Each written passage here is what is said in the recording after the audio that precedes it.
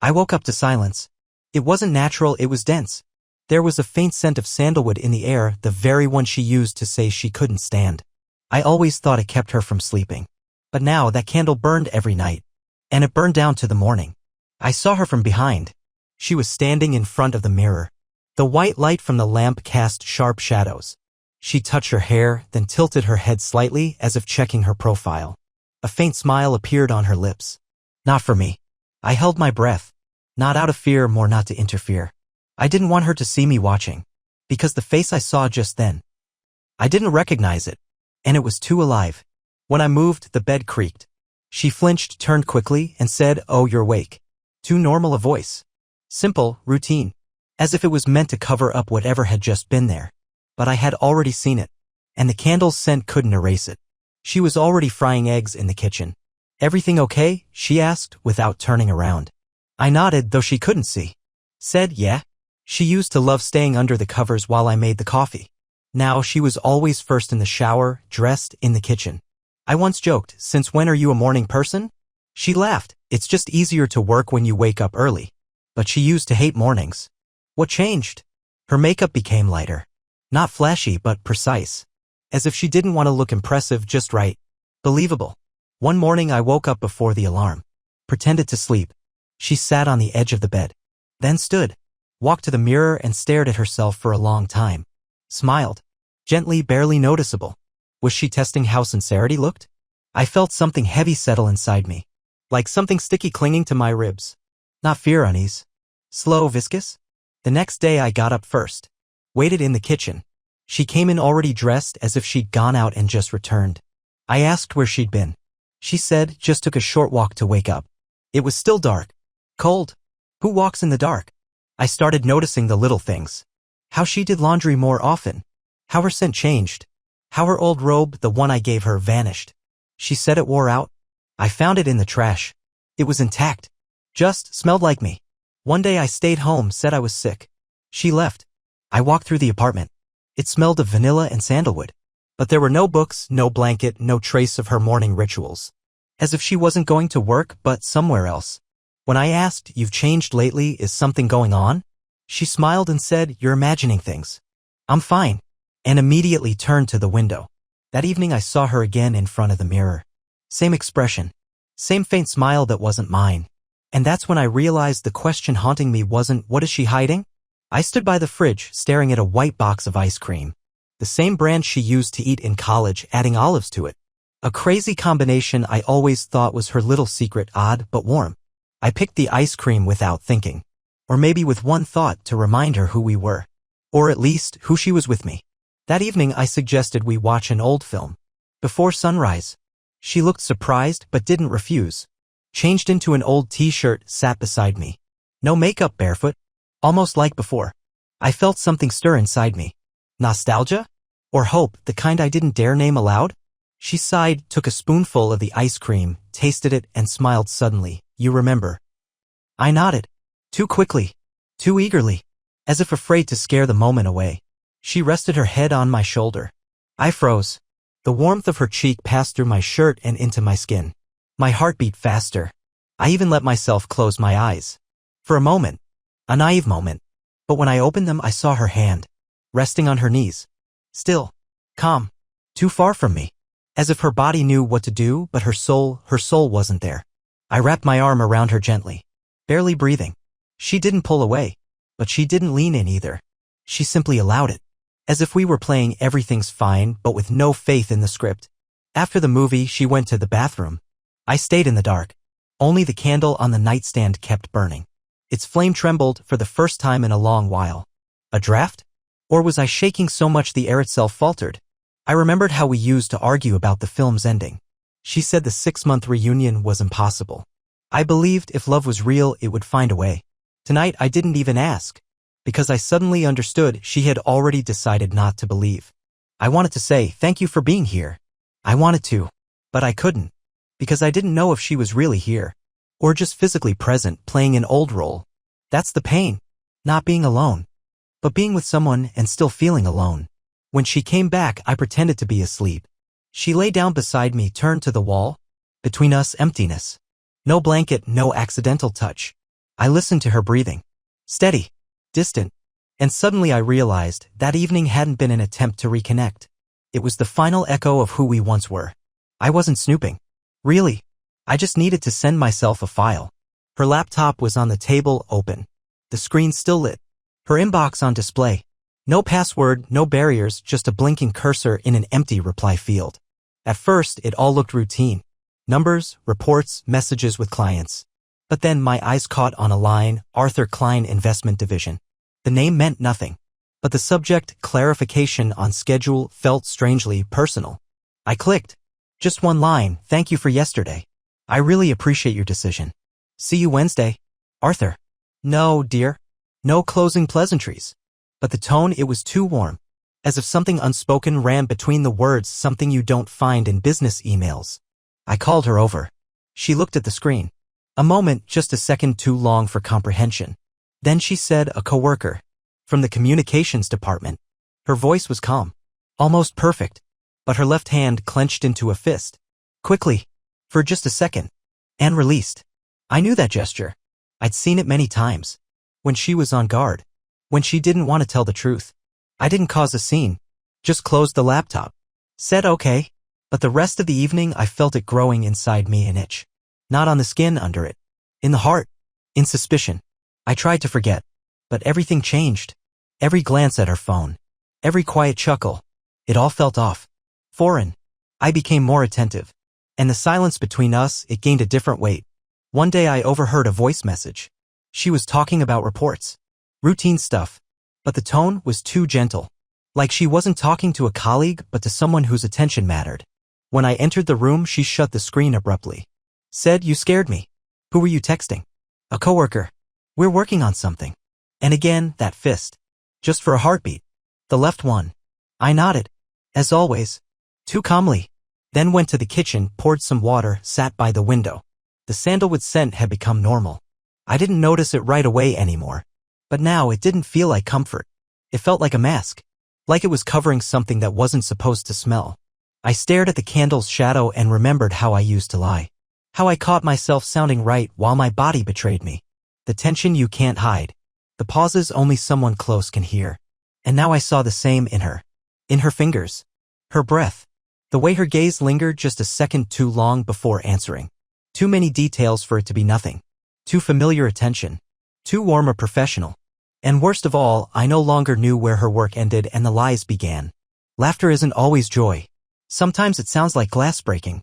Especially when you hear it through a wall. And no, it's not for you. I sat in the kitchen. My tea had gone cold. My hands numb.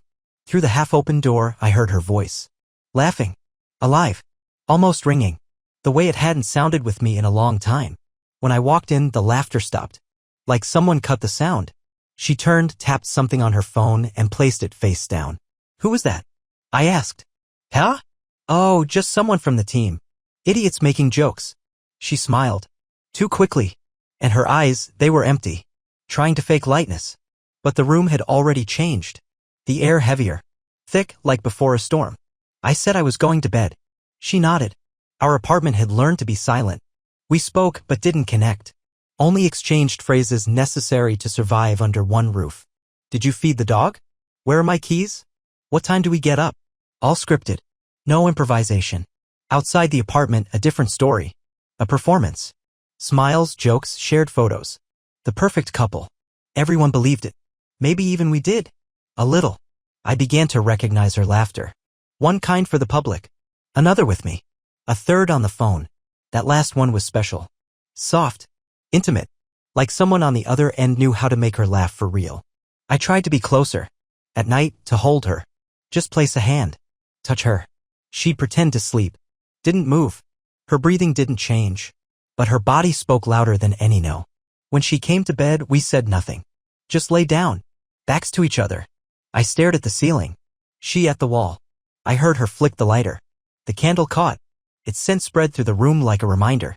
The bedroom once smelled of her skin, her hair, our dreams. Now of a candle. And something else.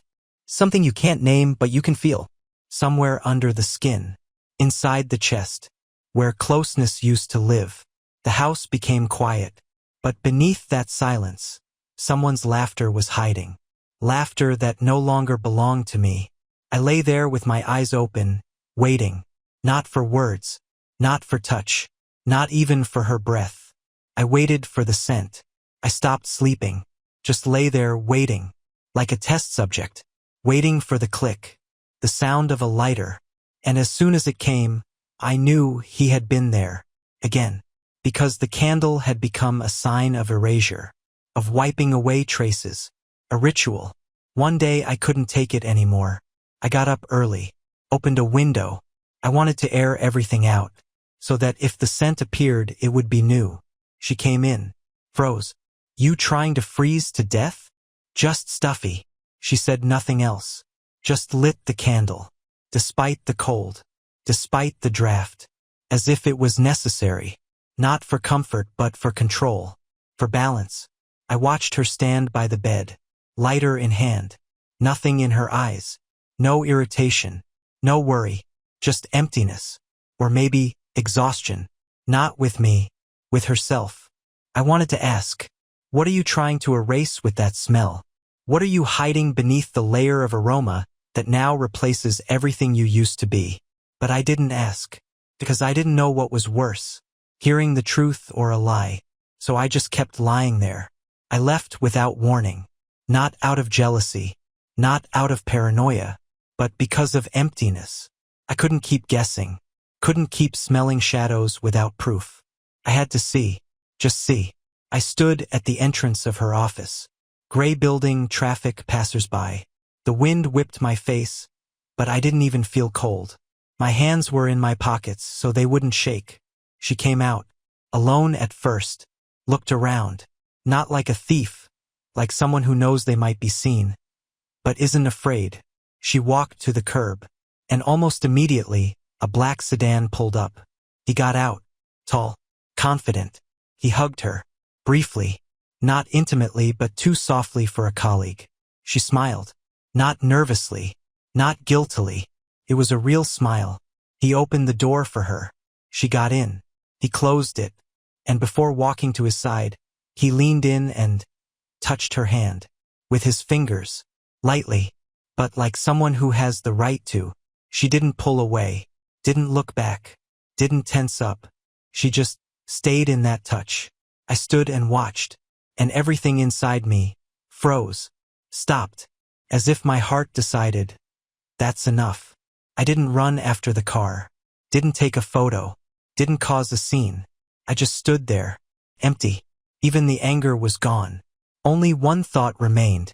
She didn't pull her hand away, not an accident, not a mistake, a choice, and in that moment not in my direction. I came back home, opened the door, walked down the hallway. When she entered, I was already sitting in the dark. She looked at me, said nothing, just took off her shoes, lay down. No words, no glances, no pretending. Between us a flame, small, but sharp, like a border, like a wall. And I didn't know what hurt more, that I saw everything, or that she no longer tried to hide it. I said it without anger, without breaking, just as a fact. I know everything. She didn't flinch, didn't turn away, just held my gaze. Too long, too calmly. Once, she said, pause. For you. He threatened me. I had no other choice. I heard her voice, but the words didn't sink in at first. As if my mind stopped at once, and couldn't go further. Once. For me. Where am I in all of this? Where is love? Where are we? I didn't ask who he was. I saw the touch, saw her choice. I didn't need names. I spoke because I couldn't breathe in that silence anymore. It didn't just kill me, it erased me, and she knew it. He threatened the business, she repeated, staring into space. He wanted to shut down the project, pull the funding. Either I agreed or everything would collapse. I made a choice, once, to save it, us. Her voice was clear, steady, as if she were explaining how she returned an overdue book to the library. I listened, and I felt everything inside being wiped away. Not because of what she did, but because of how she told it. No pain, no remorse, just formality. She called it a sacrifice. For me, For us. But not once did she say us with meaning. Only decision. Only action. I wanted to feel rage. Disgust. Something. But nothing came. Only emptiness. Deep as a well. And just as cold. I wanted to ask questions. Stupid. Cruel ones. What if he asked again? What if it hadn't saved the project? What if you liked it? But I stayed silent. Because I knew the answers would be the same. Mechanical. Transparent. Scentless. Like that candle. And every question would lead to one truth. I'm not a husband. I'm a price. And she looked at me. Calm. Without guilt. Without fear. Like someone reminding you. You've already been saved. And that cost more than I wanted to know. The night was cold. Spring wasn't forgiveness. It wasn't a new beginning. Just a reminder that change can be freezing. I walked with no purpose. I wasn't leaving her. I was leaving what I'd heard. Leaving the very idea that someone could say for you and expect that to erase everything. I didn't slam the door. Didn't say a word. I just walked out. Like someone who no longer feels like a part of what's happening.